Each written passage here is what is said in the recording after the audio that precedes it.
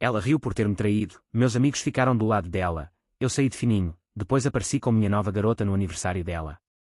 Estávamos todos sentados na sala, 8, talvez 9, cervejas, pizza já fria e metade comido, Spotify tocando algo que fazia parecer que estava tudo bem.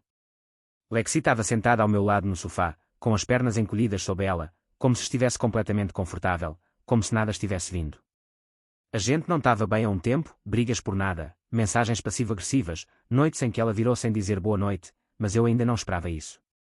Ela estava no meio de alguma história, rindo com nossos amigos, como sempre, eu nem estava ouvindo direito, só deixando ela comandar a sala, como sempre fazia. Então ela mudou o tom, olhou direto nos meus olhos e disse: Eu transei com alguém, só isso. Não foi uma confissão, foi uma afirmação. Não caiu como uma bomba, caiu como uma piada. Ninguém entendeu, todo mundo meio que congelou, até a música parecia sem saber o que fazer. Depois ela acrescentou. Voz melosa, bem suave, eu precisava de um homem de verdade, sabe? E sorriu, sorriu. Foi aí que eu soube que aquilo não era uma desculpa, era uma encenação, uma reviravolta bem colocada na história. Ela já tinha-me colocado como um namorado entediante, emocionalmente indisponível. Alguns amigos nossos riram nervosamente, como se fosse algo ousado, como se fosse engraçado. Um cara, Marcos, que me conhecia há uma década, até murmurou. Caramba, Lex. Mas não disse mais nada, ninguém olhou para mim, não de verdade. Eu não falei uma palavra, levantei, caminhei até a cozinha, peguei minhas chaves no balcão. Ela inclinou a cabeça. É só isso. Vai embora assim. Sim, eu disse frio, limpo, como o primeiro corte de uma lâmina afiada. Não gritei, não joguei uma bebida, não dei a ela o colapso que ela claramente esperava. Sorri, pequeno, silencioso, não por bondade, por fechamento mesmo. Então, saí pela porta, não bati a porta, não desci as escadas batendo os pés, nem acelerei a van como num filme clichê. Eu apenas andei calmo, silencioso, como se a gravidade na sala tivesse finalmente se rompido e eu estivesse flutuando em direção a algo melhor, ou pelo menos, mais honesto. Entrei no meu carro e fiquei lá por um segundo, segurando o volante com as duas mãos, como se precisasse fisicamente segurar a mim mesmo. A casa atrás de mim vibrava com música e risadas, que de repente soaram tão forçadas, como se estivessem fingindo que nada tinha acontecido, como se eu não tivesse acabado de ser humilhado na frente das mesmas pessoas em quem confiava meus piores segredos. E talvez isso fosse o que doeu mais fundo, não que ela tivesse me traído, mas que eles ficaram sentados enquanto ela fazia isso. O grupo no WhatsApp que todos compartilhávamos ficou em silêncio. Sem um, ai, cara, você tá bem. Sem um, isso foi pesado. Sem lealdade, sem respeito, nem um emoji sequer. Então, eu criei meu próprio barulho, não dizendo nada. Saí do grupo, bloqueei Alexi, bloqueei o Marcos, até bloqueei todos eles. Não expliquei, não pedi que escolhessem lado, porque eles já tinham escolhido. Na manhã seguinte meu telefone tinha 32 chamadas perdidas, a maioria dela, algumas de gente que nem tinha dito uma palavra na noite anterior, pessoas que a horas sorriram enquanto ela me apunhalava no peito e chamava de honestidade. Ela deixou recados também, aqueles em que a voz dela vacilava entre irritada e em pânico. Você está sendo tão dramático. Pelo menos fui honesta com você. Você realmente só saiu assim como uma criança, me liga de volta, por favor. Era quase engraçado, quase, porque, para alguém que dizia que eu não era um homem de verdade, ela de repente realmente quis falar comigo.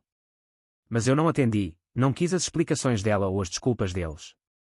Eu não queria fechamento, eu era o fechamento, e por mais que doesse perceber que eu não importava para eles, não de verdade, não quando importava, foi bom retomar meu poder, sem precisar dar um soco ou gritar uma palavra.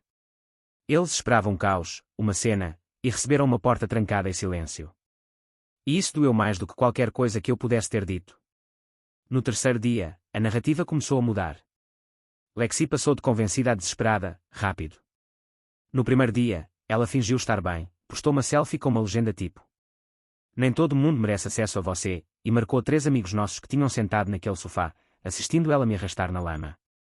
No segundo dia, soube por uma irmã de alguém, numa cidade pequena, sabe como é, que ela estava dizendo às pessoas que eu tinha saído dela por uma piada, que eu era sensível demais, que não tinha homem suficiente para aguentar a honestidade real. No terceiro dia, ela chorava nos stories do Instagram, sem filtro, sem cílios, só máscaras correndo e uma voz trêmula dizendo: Eu cometi um erro. Ok, mas eu só estava sendo honesto, na verdade. Não traí de verdade, só, estava bêbado, achei que ia fazer ele se importar, então agora era manipulação, não infidelidade. Ela nem conseguia mentir de forma consistente. Enquanto isso, o grupo no WhatsApp, sem mim. Sim, aquilo não durou, porque o lance com quem escolhe o lado errado é que faz de novo. Marcos me enviou uma mensagem longa, não li toda, algo sobre como ele achava que era só Lexi sendo Lexi e que eu sempre fui o firme, então eles não achavam que eu ia levar isso tão a sério, que não surtar significava que não doía, que estar calado era igual a estar insensível, que silêncio era permissão. Nem respondi a ele, ao invés disso postei algo meu, simples, limpo, sem marca, sem nomes.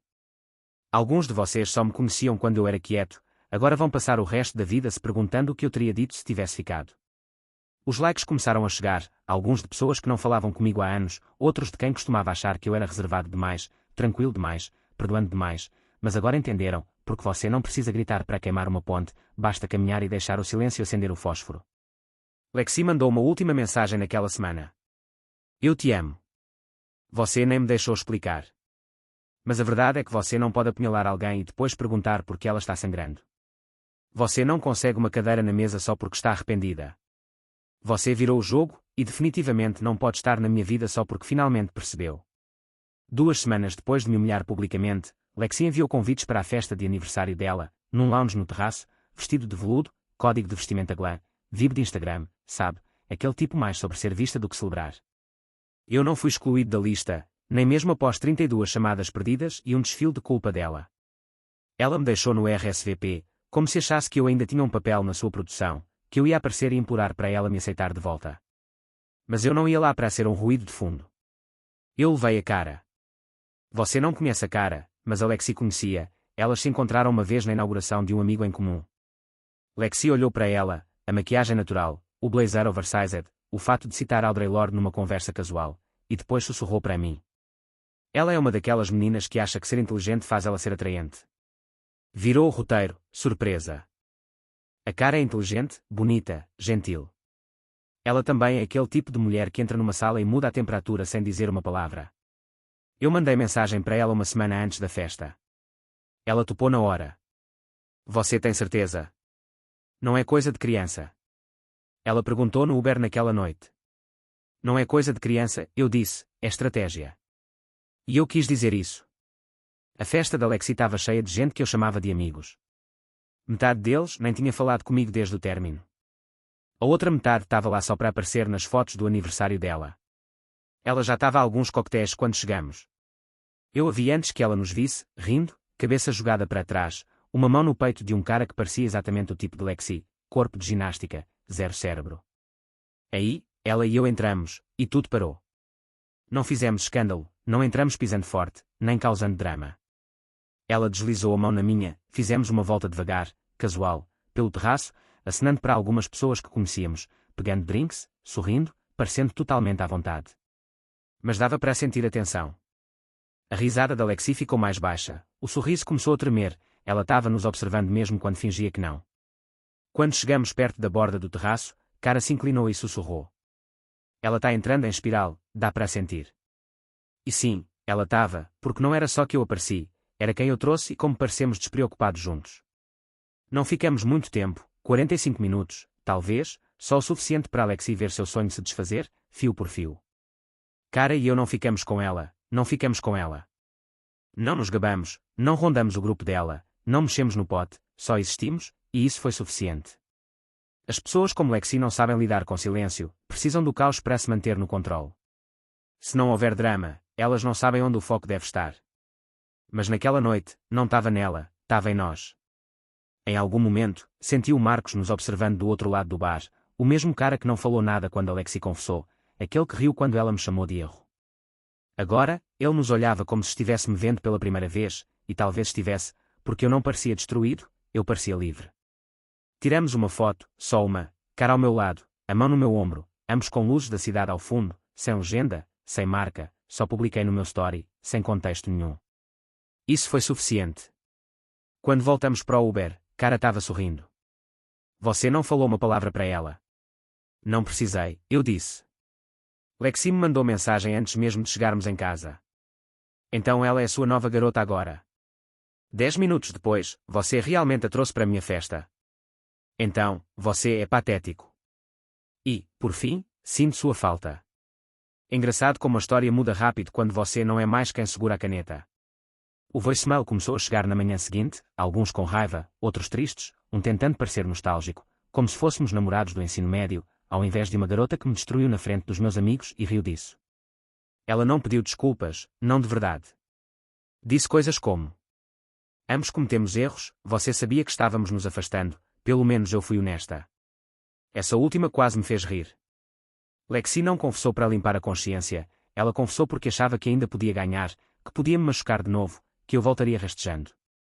Mas, na verdade, eu fiz uma saída limpa, e voltei para ela com alguém mais inteligente, mais forte, mais sólido do que ela jamais foi. E agora, Lexi era a que estava presa, assistindo. Assistindo às mensagens que sobraram na rede. Assistindo ao peso do seu nome na galera. Assistindo às curtidas secarem, às pessoas mudarem para mim, porque às vezes, a melhor vingança não é uma luta.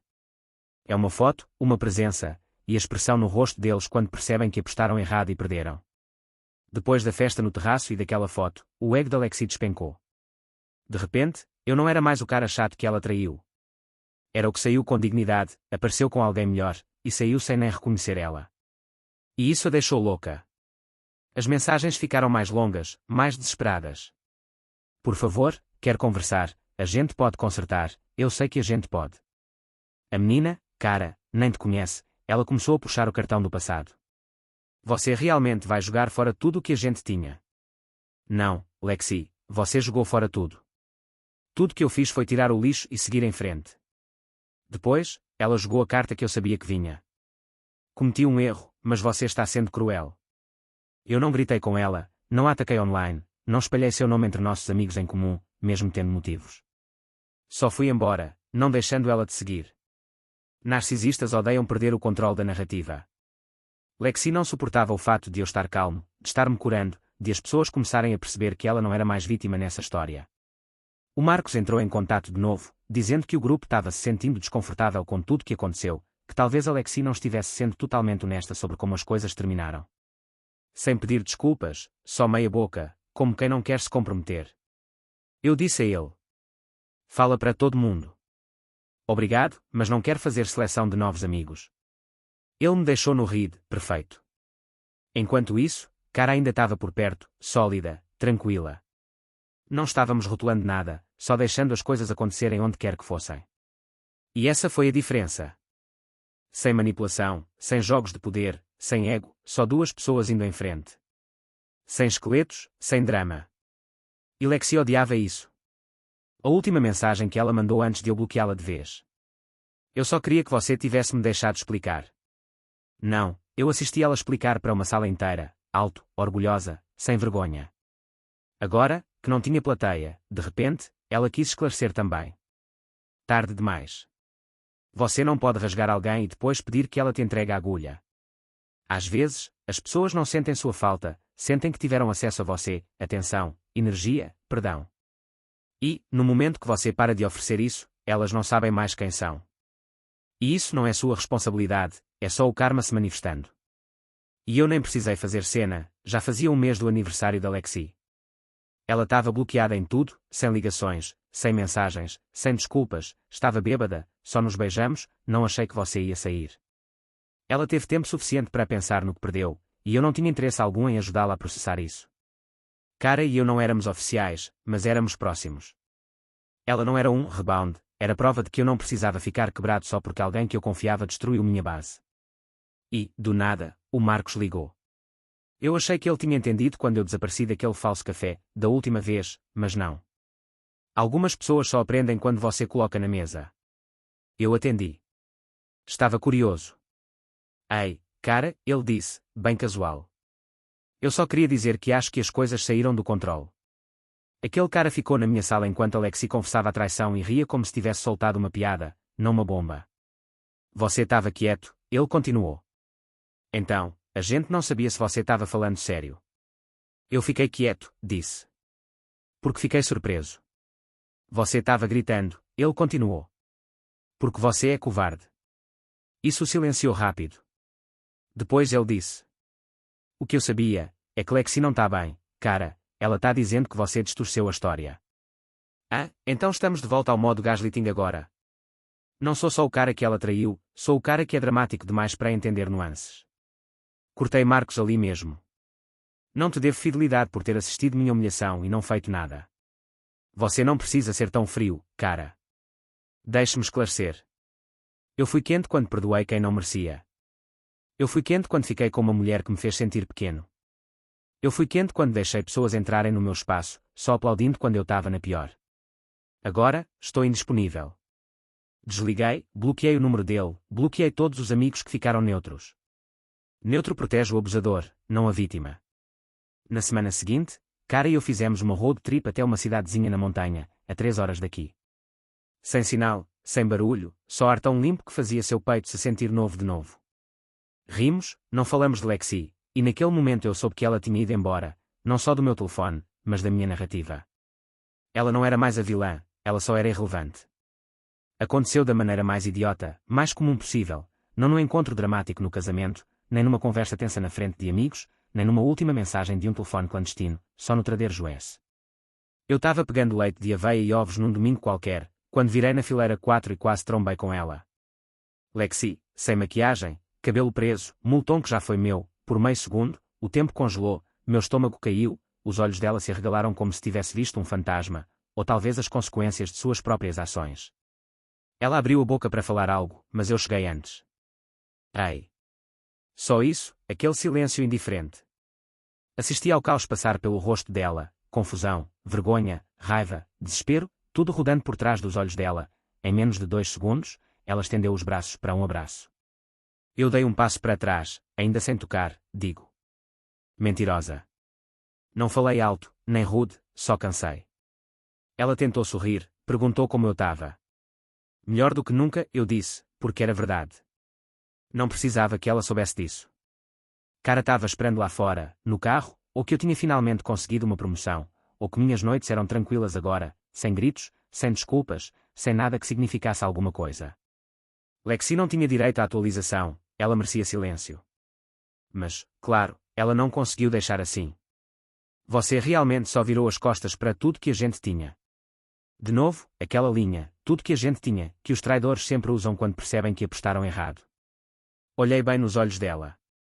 Você queimou tudo que a gente tinha. Eu só não fiquei lá para respirar a fumaça. E aquilo a quebrou.